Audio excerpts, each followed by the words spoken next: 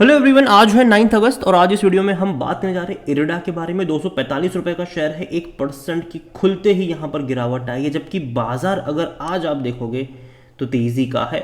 Sensex में 800 साढ़े 800 अंक की बढ़िया तेजी देखने को मिली है, लेकिन इरिडा के शेयर्स में लगातार डिक्लाइन चल रहा है। और सिर्फ इरिडा ही नहीं, बहुत सारी सरकारी कंपनी जिसने पिछले कुछ टाइम में खूब सारा पैसा बना कर दिया, वहाँ पर भयंकर गिरावट चल रही है। अगर हम एक और कंपनी देखें, रेल विकास निगम, तो कल ही इसके ऊपर मैंने बात करी थी, जहां पर मैंने कहा था कि ये 500 के नीचे जाता नजर आएगा। और यहां पर अगर आप देखो तो 630 रुपए से लगातार गिरकर ये भी तकरीबन 520 पर आ चुका है और कोशिश करेगा 500 रुपए के करीब जाने की, उसके नीचे जाने की भी कोशिश करेगा, क्योंकि इसके रिजल्ट्स अच्छे नहीं आए थे। लेकिन वीडियो में स्पेसिफिकली हम बात करेंगे इरिडा को लेकर कि यहाँ पर भी अगर आप देखोगे तो एक अच्छी रफ्तार थी, यहाँ पर 290 पे गया था ये, वहाँ से लगातार गिरावट है। और अगर तेज़ी भी आ रही है तो वो एक आध दिन की तेज़ी होती है, बाद में ये फिर से गिर जा रहा है। तो देखिए, इसके बारे में आगे बात करें उससे पहले अगर आपने अभी तक चैनल को सब्सक्राइब नहीं किया है तो प्लीज़ अभी इसे सब्सक्राइब कर लीजिए, क्योंकि आगे भी बहुत सारे वीडियोस हैं जो आपको काफ़ी ज़्यादा हेल्प करेंगे।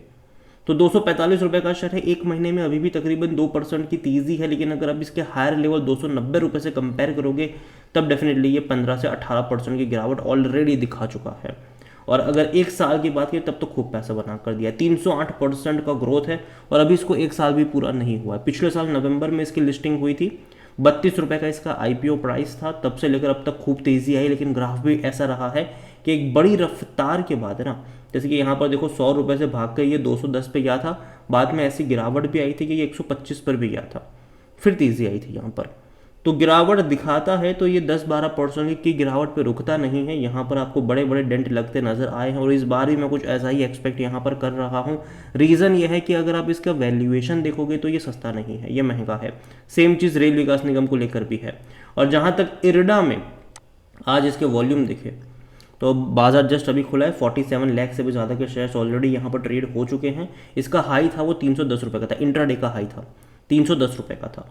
और अगर आप 310 रुपये से अगर काउंट करोगे तो ऑलमोस्ट 20% से ज़्यादा की ही गिरावट अभी तक इसने दिखा दी है। तो गिरावट तो है, यहाँ पर बड़ी गिरावट मैं कहूँगा कि देखने को मिली है। मार्केट कैप इसका 66,000 करोड़ से भी ज़्यादा का देखने को मिल रहा है। ऑल टाइम लो इसका 50 रुपये का है। ये वो प्राइस है जिस प्राइस पे लिस्ट हुआ था, आज के बाद मतलब उसके बाद कभी ये इस प्राइस पे गया ही नहीं, जो कि अच्छी बात है। और जहाँ तक नज़र करी जाए इस कंपनी को लेकर तो देखिए, डिविडेंड के बारे में अगर हम बात करें तो जहाँ तक इनके अभी जब रिसेंटली नंबर आए थे तब भी इन्होंने डिविडेंड अनाउंस नहीं करा है। हालांकि लिस्टिंग हुए एक साल नहीं हुआ है, लेकिन लिस्टिंग के बाद 3 क्वार्टर के नंबर ये लोग दे चुके हैं। डिविडेंड अनाउंस नहीं करा है, जबकि जो सरकारी कंपनी अच्छा खासा प्रॉफिट कमाती है उससे डिविडेंड एक्सपेक्टेड होता है। तो यहाँ पर देखते हैं कि शायद अगले साल से पे आउट जरूर करेंगे, लेकिन हाँ, अच्छा डिविडेंड पे आउट करेंगे ऐसी मैं उम्मीद कर रहा हूँ।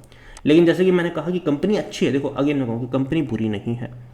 ये रिन्यूएबल एनर्जी वाले सेक्टर में काम करती है, उन कंपनियों को लोन देती है जो इस सेक्टर में काम करते हैं। हालांकि इनकी मोनोपोली वहाँ पर नहीं है, और भी कई सारी कंपनीज है जो ये काम करती है। लेकिन पिछले कुछ टाइम में इतनी बड़ी तेज़ी दिखाई कि भैया इनका जो वैल्यूएशन है वो भी बहुत हाई चला गया, 49 का पी हो गया इसका। सेक्टर पी 17 का है, 17.5 का है। यहाँ पर 50% एनालिस्ट कहते हैं खरीदारी करो। फिनेंशियल देखे तो अच्छे थे, लास्ट क्वार्टर के नंबर काफ़ी अच्छे थे। 1510 करोड़ के रेवेन्यू थे, प्रॉफिट था 380-385 करोड़ का, जो कि काफ़ी अच्छा प्रॉफिट है, अब तक का सबसे हाईएस्ट प्रॉफिट है और ये अब तक का सबसे हाईएस्ट रेवेन्यू भी है। लगातार इनकी ऑर्डर बुक भी बढ़ रही है, लगातार इनके रेवेन्यू भी बढ़ रहे हैं, लगातार इनके अगर देखा जाए तो कंपनी पैसा भी रेस कर रही है लगातार, जो कि अच्छी बात है। और इस पैसों का इस्तेमाल करती है वो आगे और लोन देने में। और अगेन मैं कह दूं कि जो लोन ये लोग बांटते हैं रिन्यूएबल एनर्जी में ज़रूर है, लेकिन इसका मतलब ये नहीं है कि ये सिक्योर्ड लोन होते हैं, ठीक है। यहाँ पर कई सारे लोन्स ऐसे भी होंगे जो भैया रिस्क होंगे यहाँ पर, क्योंकि उन कंपनियों को लोन देते हैं जो रिन्यूएबल एनर्जी सेक्टर में काम करते हैं। कुछ बड़ी कंपनीज हो सकती है, कुछ छोटी कंपनियाँ भी होती है, ठीक है, कुछ छोटी कंपनीज भी होती है। और कई बार ऐसा भी होता है कि वहाँ पर डिफ़ॉल्ट भी हो जाते हैं। तो ये खतरा इसके ऊपर बना रहेगा। और अगेन जैसे कि मैंने पहले ही कहा कि कोई मोनोपोली नहीं है इनकी कि यही लोग लोन देते हैं, कई सारे लोग लोन देते हैं, उनमें से ये भी एक कंपनी है। हालांकि अच्छी बात यह है कि लिस्टिंग से लेकर अब तक इन्होंने काफ़ी बढ़िया ग्रोथ दिखाया है, स्पेसिफिकली रेवेन्यू वाइज भी और प्रॉफिट वाइज भी। अगर आप इनका रेवेन्यू देखोगे तो 700 करोड़ के आसपास था, प्रॉफिट था 200 करोड़ का, जो कि बढ़ाकर 1500 डबल कर दिया है इन्होंने 2 सालों के अंदर, जो कि काफ़ी अच्छी बात है। और जैसे कि मैंने पहले ही कहा कि कंपनी ने पैसा भी रेस कर रहा है, और अभी इनका अगर आप लोन ग्रोथ देखोगे तो वो बढ़ा है। इनकी अगर आप ऑर्डर बुक देखो तो वो बढ़ी है यहाँ पर, लोन ग्रोथ बढ़े हैं यहाँ पर, तो एक अच्छी बात है। और जहाँ तक शेयर होल्डिंग के बारे में देखें तो प्रमोटर की होल्डिंग 75% की है। प्रमोटर कौन है यहाँ पर? गवर्नमेंट है। एक भी शेयर गिरवी नहीं, जाहिर सी बात है जो भी सरकारी कंपनी होगी उसके शेयर गिरवी आपको नहीं देखने को मिलेंगे। लेकिन यहाँ पर अगर आप देखोगे ना तो इंस्टीट्यूशंस लगातार बेच ही रहा है, चाहे वो म्यूचुअल फंड हो या फिर डोमेस्टिक हो। लिस्टिंग से लेकर अब तक जितने भी क्वार्टर्स आए हैं उन सब में इन लोगों ने सिर्फ और सिर्फ बिकवाली ही करी हुई है। 3.94% से म्यूचुअल फंड बेच कर 0.24 पर आ गया। डोमेस्टिक इंस्टीट्यूशन 4.59% की होल्डिंग थी, ये भी बेच कर 0.18 पर आ गया। एफआईस अगर आप देखो तो यहाँ पर ये ज़रूर है कि ये लगातार बेच रहा था। 3.95% की जो होल्डिंग थी वो मार्च में घट के 1.36 पर आ गई थी, लेकिन जून में अपनी होल्डिंग थोड़ी बढ़ा दी इन्होंने, 2.70 पर आ गए। थोड़ी क्या, काफ़ी ज़्यादा बढ़ाई परसेंटेज वाइज अगर आप देखोगे तो अपनी होल्डिंग इन्होंने बढ़ाई ज़रूर है। लेकिन जिसने सबसे ज़्यादा खरीदारी करी लिस्टिंग से लेकर अब तक वो रिटेल इन्वेस्टर और अदर पार्टीज ही है। 12.41% की होल्डिंग जो थी वो रिटेल इन्वेस्टर के पास है, जो छोटे निवेशक है उनके पास थी, और आज वो बढ़कर 18.59 पर आ गए। और जो 0.11% की अदर पार्टीज भी 3.29% पर आ गई हैं यहाँ पर। तो देखा जाए तो इन्होंने ही ज़्यादा क्वांटिटी में खरीदारी करी हुई है, और जाहिर सी बात है इंस्टीट्यूशंस का जो पार्टिसिपेशन यहाँ पर मिसिंग नज़र आ रहा है वो भी एक अच्छा साइन नहीं है। देखिए ओवरऑल अगर मैं कहूँ तो इरडा मुझे कंपनी खराब नहीं लगती है, अगेन मैं कह दूँ मुझे कंपनी अच्छी लगती है।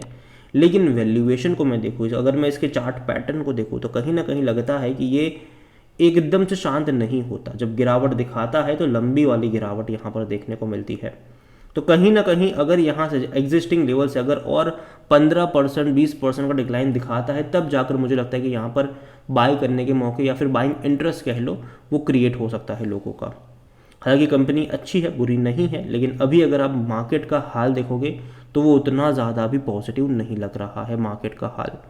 मार्केट अगर एक दिन तेज़ी दिखाता है तो फिर अगले दिन गिरावट भी दिखा देता है, और ये अभी भी थोड़ा बहुत कंसर्निंग ज़रूर है। स्पेसिफिकली जो स्मॉल कैप मिड कैप्स है उनके लिए बहुत ज़्यादा रहने वाला है। जो लार्ज कैप जो मार्केट लीडर होंगे वहाँ पर उतना बड़ा कोई इश्यू नहीं आएगा, लेकिन जो स्मॉल कैप मिड कैप जिसने पिछले कुछ टाइम में बहुत ज़्यादा रिटर्न कमा कर दे दिए है, तो कहीं ना कहीं जब बाजार गिरता है तो लोग वहाँ पर ज़्यादा प्रॉफिट टेकिंग करना पसंद करते हैं, क्योंकि यार उनको भी लगता है कि बहुत ज़्यादा ये दौड़ चुका है और वैल्यूएशन भी हाई हो चुका है, तो चलो यहाँ पर प्रॉफिट टेकिंग कर लेते हो। ये होता है यहाँ पर। और अभी अगर आप बाजार का हाल देखो तो डेफिनेटली मुझे लगता है कि भले ही आज हमें यहाँ पर तेज़ी देखने को मिल रही है, सेंसेक्स में 800 साढ़े 800 अंक की भले ही तेज़ी यहाँ पर देखने को मिल रही है, लेकिन फिर भी ऐसा नहीं है कि सब कुछ ठीक यहाँ पर हो चुका है।